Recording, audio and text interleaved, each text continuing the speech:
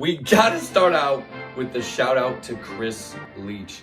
Absolutely phenomenal moves in the offseason, and this praise has got to be just as loud as the disrespect was, because look at Grazo, look at Mensa, look at all these different signings, Capo, Traco, Jabo even. We might have got Jabo before Leach, but all these great signings and all this great play that we have, and this also comes from Luchi Gonzalez. What a game that was, what tactics-wise. I know it was versus Colorado Rapids. I know they're not doing great. We still played great. We were moving off each other. We were beating the press 1-2, passing. This is a whole new Earthquakes. It's a whole new team, but with a lot of the same players, so it's absolutely incredible to see what we're doing. Apple TV, still annoying. They're still trying to figure out their sound problems. For the first 30 minutes of the game, the commentators were ahead of the audio, so I would know if a shot missed before they even took the shot, but they fixed it in real time, so they're trying to figure that out, but that's still annoying. And then we still have Daniel, who had a bit of a questionable thigh, and Luchi had been saying that it'd been a close race between him and JT, and they're trying to figure it out every day. So this game, and then maybe even the next one, and these next few training sessions, is going to be a make or break for JT's career, as he's going to really have to show that he's the dominant one if he wants to get that edge over Daniel. I'm also surprised they didn't bring Emi Ochoa onto the bench, but I guess Daniel was an emergency and they didn't expect JT to get hurt. Pico Jacaris, he's going to be out for a few more weeks. The abductor/hip flexor still isn't quite there yet. Kid's young, but it's going to be quite a while until we see Nico again. By the time this recording's out, as of yesterday, when it all comes out, if I'm doing the math right, the Quakes 2 schedule should be out, and you should all be able to go to the games. Super cheap, they're super fun. I had the most fun at the Quakes 2 games last year. Very close, family-oriented thing. If you're bored or you just have a free night, I would really recommend doing it. It is a great time. Go support the boys. Interested in the changes we're gonna make if Miro doesn't get this red rescinded. It was so soft. It's unbelievable. We'll talk about the red later. It was so silly. But the fact that he got one and the guy who did something, Price, didn't get one for doing what he did to Tommy is ridiculous. But if we do, I wonder if we're gonna change the formation or what we're gonna add. If we're gonna put Baldissimo in, Jack Skane, Jakar's is still out, Udson's still out. So it's gonna be interesting to see how we adapt to this. Also super cool to see Tommy Thompson, the GOAT, out on the wing. Glad to see he's back in his more natural position of an attacking role. It was only for a few minutes, but interesting to see that that's where Luchi is playing him. And then also, I'm really curious how we're gonna deal with counter-attacking teams, because that's something I've seen how we've kind of left it open in spaces and we really commit forward, and that's something that when Luchi was over at FC Dallas that he really struggled with, or their team struggled defensively with. But overall, great play, but it'd be interesting to see when we play counter-attacking team if we change the tactics or if it's just try and beat us at our own game. Also, Mr. Price, I don't care, Price is right, mice, Christ, I don't care. I want to have words with you. Nobody touches my mans. I don't know how that wasn't a red, if the Miro one was a red, but just throwing him to the ground and slapping him on the head afterwards. We're gonna have words. I don't care about it. Y'all can take the L, have it how it is. Let's move on to the negatives. I have not really any negatives of the game, but I wanted to have this segment still, so we're gonna do some quick ones. I have two fears. One, that we're gonna be conceding a few goals this season off a lackadaisical passing and moving. We're doing a great job of moving and passing around people, and it looks like we're doing it almost effortlessly at points, but sometimes if we're doing it too many times, I notice that the other team will really wake up and they're able to counter us really quickly, so that's something I'm worried about. And counterattacks. On the corner kicks, Grazo has had 2 games in a row where he's had game-saving pretty much tackles, so it's not a 1v1. He's probably going to miss one in the future, so it's going to be interesting to see how we do with that. My final fear is with the subs and depth. There definitely is a drop-off, it feels like, and it doesn't feel like we're going to have that same quality, or we don't feel as comfortable subbing with people. And then we have a lot of games, and we're playing very high press and very high intensity. So to see that we're not rotating the squad as much is going to be very concerning, because I feel like we're going to be very tired. And when it comes to the League Cup games, I want an entire B squad. I want people that aren't playing. I don't want any starters. I don't even want them coming off the bench unless we start to go really deep into the cup run. But it's going to be very interesting to see how our legs hold up. And then it's going to be good for Chris Leach again. What are we going to pick up in the offseason? Or sorry, once the transfer window opens, who does Luchi think we're going to need to pick up? Which I like, because I like that he didn't make a ton of changes during the offseason because he hadn't worked with the guys. Now he's working with the guys for a little bit and he's going to see what he needs. But let's move on to the positives. Our ability to move off the ball and get out of pressure was phenomenal. They were having a very organized defense, especially. They were really closing in on Graysgo, making sure things didn't go through him, so we had to swing it out wide, and then we would go and they would kind of pressure us, and everyone would open and move, which would open up gaps. And then this leads me to my next point, something that wasn't too great last game, and then we really improved on this game, switching the ball to the other side, especially when it was open, and we were able to switch it back and forth, which opened up so many opportunities for us. It was great to see Jackson in a more attacking role. Jackson Ewell, for those of you that don't know him, Jax. It was really great because I think that's more of his position, and he's so much more free to move the ball and create more opportunities for us and open up space for others. And a lot of that had to be because of Grazo. He did so much work off the ball and was positioned so well defensively that it allowed Jackson Montero to get forward. And then Capo, this is his first start. Amazing. He did so much for us offensively and defensively, getting up the line. He really pairs well with Espinoza. Just, it looked like people couldn't get by him, and it looks like people couldn't stop from him getting by them. So it was great to see Capo. I want him to get him more match fit. Don't want to push him too much. Great to see him there. Like I said earlier, Grazo really meshed well better this game. Just I think had a little bit of an off game last game. It is what it is. It's going to happen. But Cade Cal, I know his touch was heavy, and there were times he could have done this or that. I thought he had a great game as far as he drew in pressure. Every time, if you rewatch the game, he'd get the ball and he started driving. Minimum 3 players collapse in on him. When he's able to get the ball off, it was able to open up other spaces and people were moving. So when he didn't have the ball, it really was a lot of people collapsing in on him. Jabo didn't have that. Espinoza didn't have that. They would just have 1v1, maybe a second person come through. So Cade Cal collapsing in the defense to open up his other teammates was phenomenal. And then the biggest thing for me is his runs were phenomenal. Running diagonal, finding the good spaces, head up, and trying to find him. That's the biggest thing with Cade Cal. I just want him to learn, and that's what I want. A great coach around him, and you can see Lucci is obviously already having an impact on him. And don't get me wrong, Cade's probably working hard on himself. That was the best thing for me from Cade. Also, I know Cade is really fast, but we gotta start playing him better balls. When he's making those great runs, I get he can run around players, and we can play him a little further forward, and you gotta play into his stride, but so many times we were overplaying him. So just trying to figure out what his speed is, and I don't even think he knows. Speeding is all his.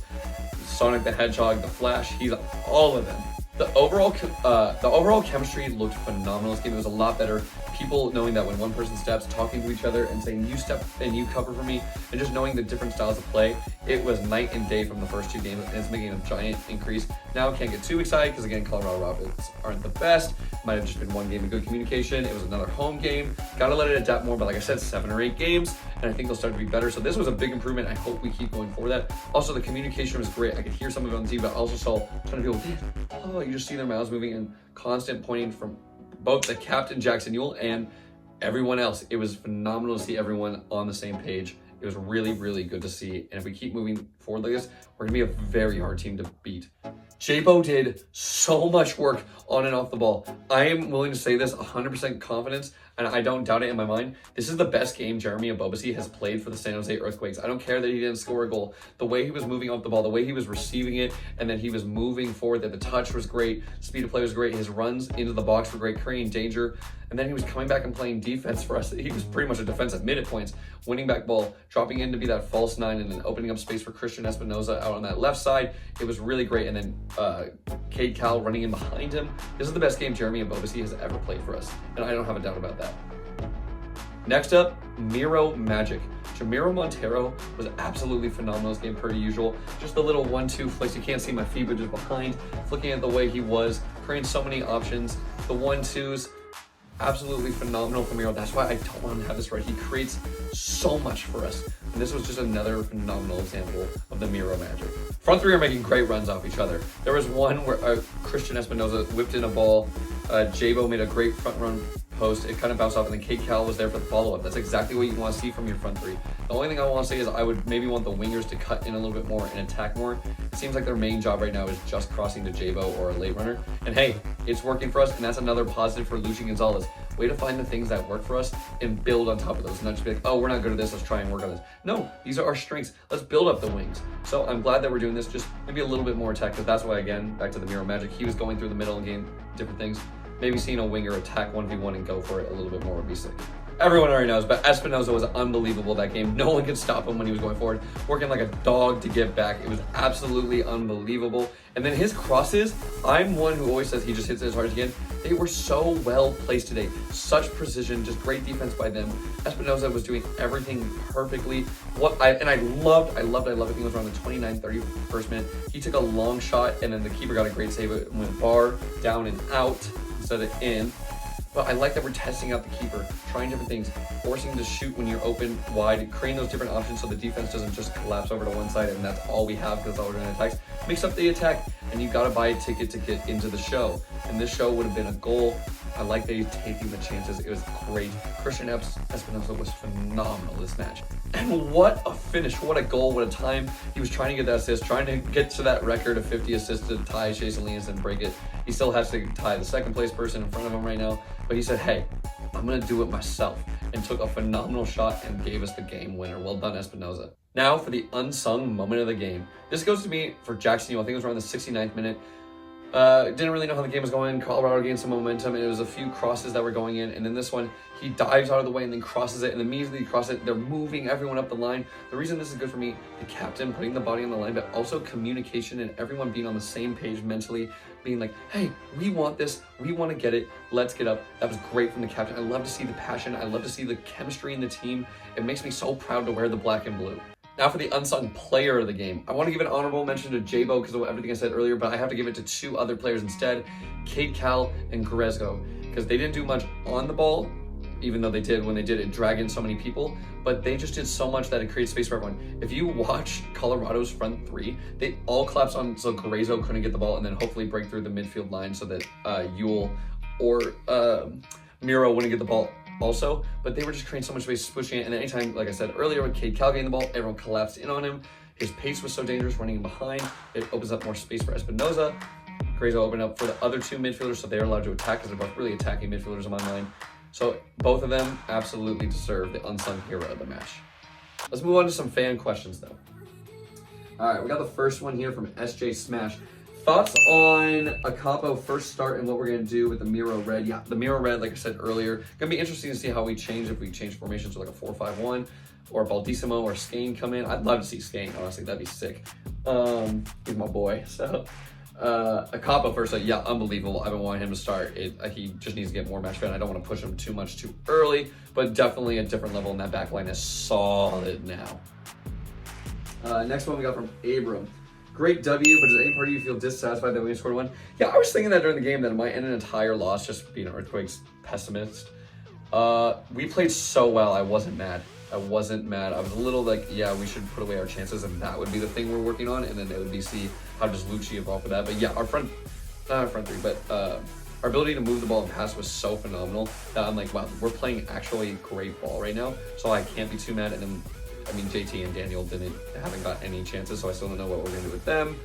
But other than that, the chemistry of the team and the way we're moving is really good. We're playing a good brand of soccer right now. And then the front line is getting a little bit better because we were just playing long ball, and it's more developed of passing and moving and then going down the flanks. So developing more of that and seeing how Lucci goes for that is what I'm curious about. But yeah, we definitely need to finish more chances. That's a great point you brought up, Aiden. Michael B and Zark both asked about the Miro Red. So pretty much what happened, they showed a replay at the very end of the game. Miro was trying to separate players after the Tommy Thompson incident, and he went like this, pushed his guy, and then just, he didn't even push, he really had his hand out like this, just like, hey, and then his hand, like, cause it slipped, tickled his neck a little bit, got a red for that. Crazy they didn't VAR it and resend it.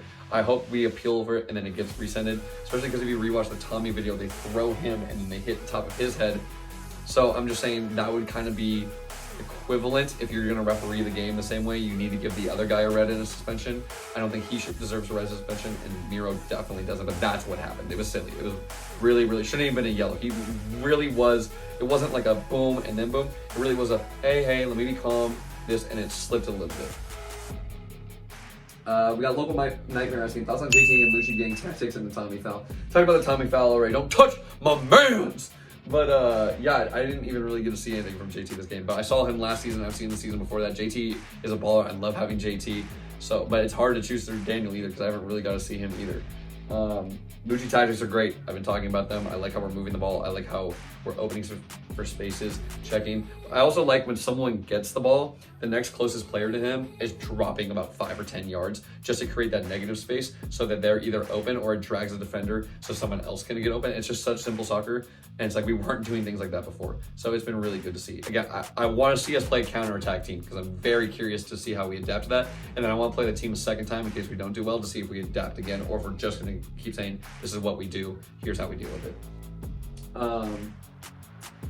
Lord17 asks, when are you coming back and doing a live vid during the game so I can run on the field again? I can't endorse that last section, but I'm definitely going to try and come up with a Stanford game. I'm trying to make some appearances here and there. If you guys ever see me, please say what's up. I appreciate all of you that have come up to me. It really means the world to me. I'm just a guy, so just please say hey to me. And then, yeah, if you want a live vid or anything, just ask me. I'm just a dude. All right, final question from Ricardo. Thoughts on tonight's win? Phenomenal. Again, I don't care that it was Colorado Rapids and they're bad. That's why I'm not going to get too excited, but we still played a great brand of soccer and it was really fun and entertaining to watch. So just trying to figure out the final third a little bit more, but I loved it.